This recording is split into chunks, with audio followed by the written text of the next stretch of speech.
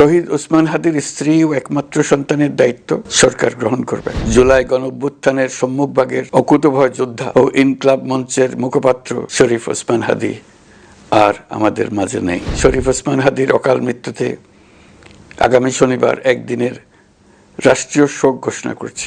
এই নৃশংস হত্যাকাণ্ডের সঙ্গে জড়িত সকল অপরাধীকে দ্রুত আইনের আওতায় আনা হবে। প্রিয় দেশবাসী, আসসালামু আলাইকুম। আমি আপনাদের সামনে হাজির হয়েছি অত্যন্ত হৃদয় বিদারক একটি সংবাদ নিয়ে।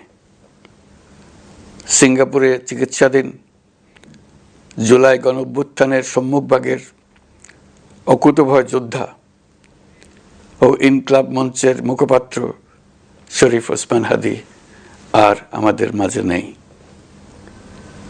ইন্না লিল্লাহি ওয়া ইন্না ইলাইহি রাজিউন।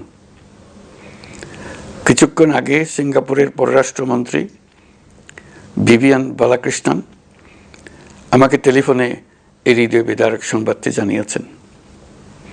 ফ্যাসিবাদ ও আধিপত্যবাদ বিরোধী সংগ্রামের এই অমর সৈনিককে মহান রাব্বুল আলামিন শহীদ হিসেবে কবুল করুন, এই দোয়া করি। আমরা সবাই মিলে এই দোয়া করি। শরীফ ওসমান হাদির এই অকাল মৃত্যুতে আমি গভীর শোক ও দুঃখ প্রকাশ করছি। তার প্রয়াণ দেশের রাজনৈতিক ও গণতান্ত্রিক পরিসরে এক অপূরণীয় ক্ষতি।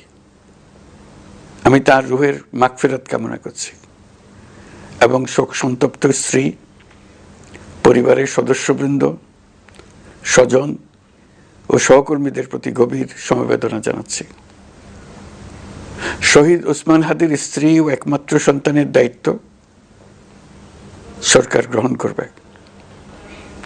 শহীদ শরীফ ওসমান হাদির অকাল মৃত্যুতে আগামী শনিবার একদিনের রাষ্ট্রীয় শোক ঘোষণা করছি।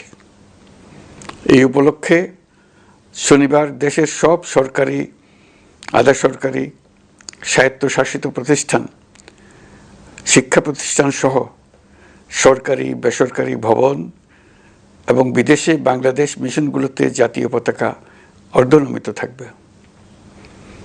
একই সাথে আগামীকাল শুক্রবার বাদ জুমা দেশের প্রতিটি মসজিদে শহীদ ওসমান হাদির রুহের মাগফিরাত কামনায় বিশেষ দোয়া ও মোনাজাতের আয়োজন করা হবে।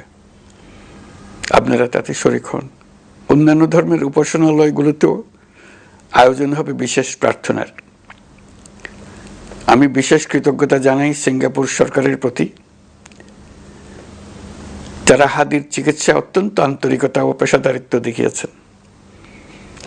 বিশেষ করে সিঙ্গাপুরের পররাষ্ট্রমন্ত্রী ভিভিয়ান বালাকৃষ্ণন, যিনি একই সঙ্গে একজন বিশিষ্ট চিকিৎসক, তার প্রতিও তিনি নিজে হাদির পরিচর্যা করেছেন, আমাকে নিয়মিত চিকিৎসা সম্পর্কে খোঁজখবর দিয়েছেন। এই নৃশংস হত্যাকাণ্ডের সঙ্গে জড়িত সকল অপরাধীকে দ্রুত আইনের আওতায় আনা হবে এবং তাদের বিরুদ্ধে সর্বোচ্চ শাস্তি নিশ্চিত করা হবে। এই বিষয়ে কোনো ধরনের শৈথিল্য দেখানো হবে না। বিপ্লবী রক্তে উজ্জীবিত এই তরুণ নেতা ওসমান হাদি ছিলেন প্রতিবাদের অনন্য প্রতীক। তার কর্মের মধ্য দিয়ে তিনি শুধু প্রতিবাদ নয়, দেশপ্রেম, ধৈর্য ও দৃঢ়তার অনন্য দৃষ্টান্ত রেখে গেছেন।